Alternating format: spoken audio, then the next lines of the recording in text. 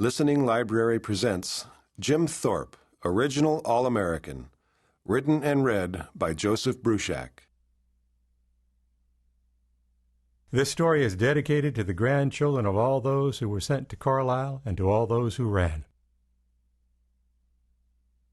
The 1911 season has brought into the public eye a young Indian student at the Carlisle School who promises to be the greatest athlete the world has ever seen. James Thorpe, a Sac and Fox from Oklahoma, came to Carlisle in 1908 with no knowledge whatsoever of athletics. The world of college trainers has been astonished by his achievements.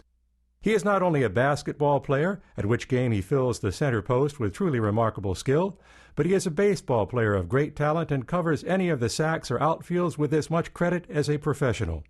He can put the 16-pound shot 43 feet, runs 110 seconds, while the 220 hurdles he negotiates in 26 seconds. The high hurdles are pie for him in 15 and 4/5 seconds, while the 220 hurdles he negotiates in 26 seconds.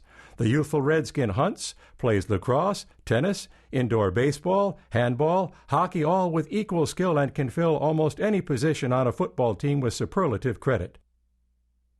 From the Muskogee Times-Democrat, November 1911. Chapter 1. You Can Call Me Jim. You can call me Jim. I've had other names, some good, some bad. Some of them I've accepted and some I have fought against. But Jim, well, that's the one my pa gave when he first looked at me and my twin brother Charlie. James Francis Thorpe, he said. That is what we are going to name him. Thinking back on it, he could have done a whole lot worse. At least he didn't call me after his own pa, my Irish grandfather, like he'd been named. Then I would have been Hiram Thorpe III. James Francis Thorpe wasn't bad at all. Ma had other ideas, though. She had in mind what she had seen when she looked outside our cabin there in Indian Territory that May afternoon in 1887 when I was born. And when an Indian woman has something in mind, she generally gets her way. A lot of Indians get their name from something their mother saw right after they were born. Like my friend named Two Dogs. Just kidding. But Ma was not just kidding. That image of the sun lighting up the walkway leading away from the door was strong in her mind. His name is Watok, she said. Bright path. And that surely is a good name, too. What were those other names I got called? My brother. That was one of the very best of them. Wait for me, my brother. Charlie would call those words out to me when we were running across the plains, chasing after jackrabbits or going up our favorite hill, him trying hard to keep up with me.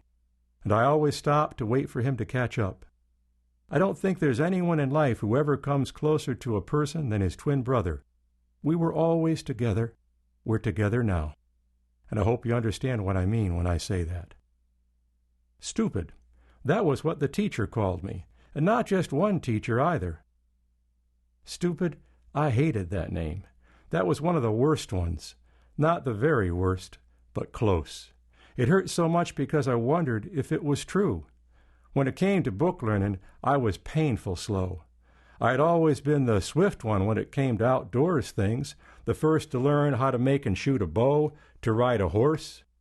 When I was on a horse's back, I understood what some of our old men meant, when they said us Sac and Fox could almost forgive the white man for the bad that was done to us, seeing as how he also brought us the gift of horses. Charlie, though, was the one who dashed ahead when we got sent off to the mission school at the age of 6. Just looking at all those strange, twisty shapes crawling across the white pages, those letters and numbers like little black insects, it gave me a headache. The pictures weren't so bad, but there wasn't ever enough of them. You can do it, Jim. That is what my brother Charlie would say. And because he believed in me, I finally did. I learned to read and to write better than any of those teachers ever thought I could. I even got so I could cipher, though it was hard to make real sense out of all the numbers, which didn't tell stories like words could do. School, I never loved it, but I would have done anything for Charlie. Maybe if he had stayed, I would have learned to like it better. But he didn't. When the influenza burned through the school that second winter, like a fire out of control in the prairie grass, it took Charlie with it. And I took to running away from that awful place.